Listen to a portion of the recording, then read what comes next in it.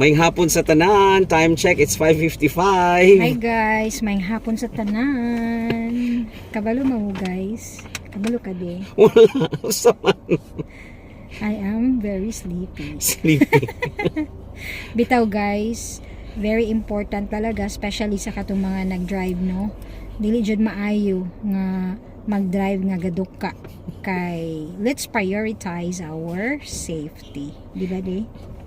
Nagduka ko kagani gamay. Oh no, that's not good. Kaya nga, so sa mga kapareho namo nga medyo ano na edad-edaran. Ikaw lang. Let us not deprive our self sa katulog. Yeah. So kung na chance matulog og sayo, matulog yung sayo. Kung katugon ka, you have to sleep. Tama. Mo lang na karon guys. Pero guys, shara jud ang